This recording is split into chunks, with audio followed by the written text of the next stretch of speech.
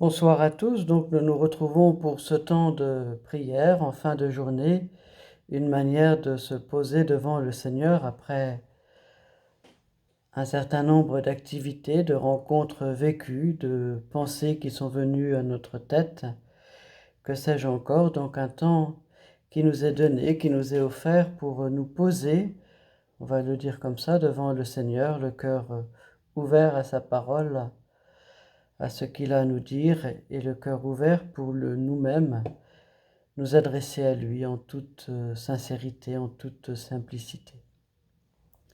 Au nom du Père, du Fils et du Saint-Esprit. Amen. Prions.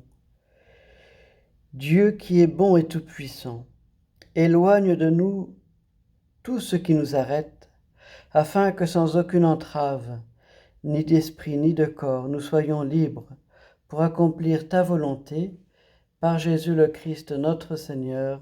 Amen. Je vous propose maintenant d'entendre la lecture de l'évangile de la messe de ce jour, de l'évangile selon saint Luc.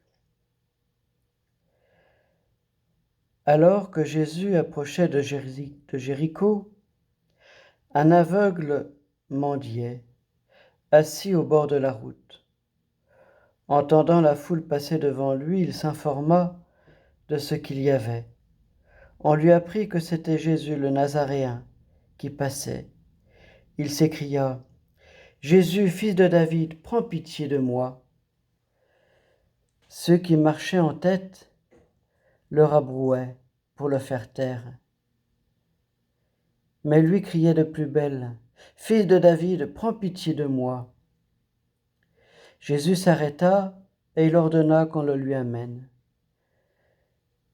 Quand il se fut approché, Jésus lui demanda : « Que veux-tu que je fasse pour toi ? » Il répondit : « Seigneur, que je retrouve la vue. » Et Jésus lui dit : « Retrouve la vue.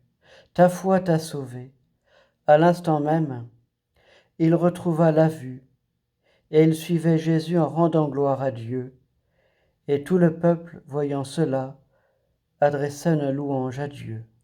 Acclamons la parole de Dieu. Louange à toi, Seigneur Jésus. Personnellement, j'aime beaucoup cet évangile qui, d'une certaine manière, peut correspondre à chacun de nous. Chacun de nous peut être cet aveugle assis au bord de la route qu'il mendiait. On peut bien souvent s'arrêter au bord de la route, arrêter notre marche, arrêter notre chemin.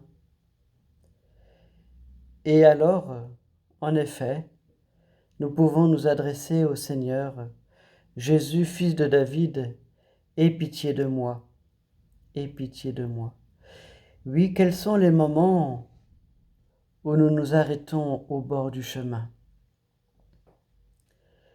C'est là une question que nous pouvons peut-être nous poser. Ces moments où finalement nous ne sommes pas en cohérence avec nous-mêmes, avec notre foi, avec l'Évangile, avec l'amour de Dieu. Ces moments où finalement nous ne sommes pas vrais avec nous-mêmes, avec Dieu. Ces moments où nous ne sommes pas vrais avec les autres. Oui, tant d'occasions, tant de raisons de s'arrêter sur le bord du chemin. Et alors ce soir, la parole de Dieu nous invite, nous propose à nous adresser au Seigneur en disant : « Fils de David, aie pitié de moi. » Oui, de quoi ai-je besoin que le Seigneur me pardonne ? Pour quelle raison j'ai besoin qu'il fasse preuve de pitié, de miséricorde envers moi ? Aussi, j'aime m'imaginer devant le Seigneur et l'entendre me dire : « Que veux-tu que je fasse pour toi ? » Cette question, c'est peut-être à chacun de nous qu'il la pose ce soir. Alors, j'allais dire profitons-en. Nous avons entendu l'oraison, l'ouverture qui disait « Afin que sans aucune entrave ni d'esprit ni de corps, nous soyons libres pour accomplir ta volonté. » Quelles sont ces entraves dont j'ai besoin d'être libéré? Cet homme, c'était de son aveuglement. Il y a bien d'autres choses que nous pouvons demander au Seigneur. Et oser le lui demander en toute simplicité. Oser le lui demander avec le cœur ouvert comme un enfant qui se sait aimer du Père, de son Père, vient le voir en lui demandant « Papa, j'ai besoin de telle chose. Oui Seigneur, je sais que tu m'aimes et j'aimerais que tu me donnes cette grâce. » Je vais maintenant vous lire un petit texte de Saint Grégoire le Grand qui dit « Remarquons ce que le Seigneur dit à l'aveugle qui s'approche. Que veux-tu que je fasse pour toi ? Celui qui avait le pouvoir de rendre la vue, ignorait-il donc ce que voulait l'aveugle? Non, bien sûr.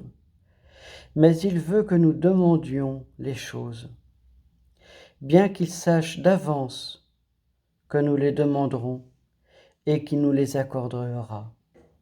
Il nous exhorte à prier jusqu'à être importun, lui qui affirme cependant « Votre Père céleste sait de quoi vous avez besoin avant que vous ne le demandiez. » S'il interroge, c'est pour qu'on lui demande. S'il interroge, c'est pour exciter notre cœur à la prière. Ce que demande l'aveugle au Seigneur, ce n'est pas l'or, mais la lumière. Il ne se soucie pas de demander autre chose que la lumière. Imitons cet homme, frère très cher. Ne demandons au Seigneur ni des richesses trompeuses, ni des cadeaux terrestres, ni des honneurs passagers, mais la lumière. Non la lumière circonscrite par l'espace, limitée par le temps, interrompue par la nuit, et dont nous partageons la vue avec les animaux, mais demandons cette lumière que seuls les anges voient avec nous,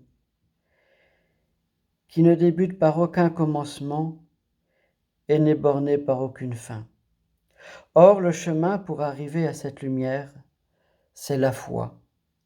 C'est donc avec raison que le Seigneur répond sitôt à l'aveugle, à qui il va rendre la lumière. Vois, ta foi t'a sauvé. Notre Père, qui es aux cieux, que ton nom soit sanctifié, que ton règne vienne, que ta volonté soit faite sur la terre comme au ciel. Donne-nous aujourd'hui notre pain de ce jour. Pardonne-nous nos offenses comme nous pardonnons aussi à ceux qui nous ont offensés, et ne nous laisse pas entrer en tentation, mais délivre-nous du mal. Amen.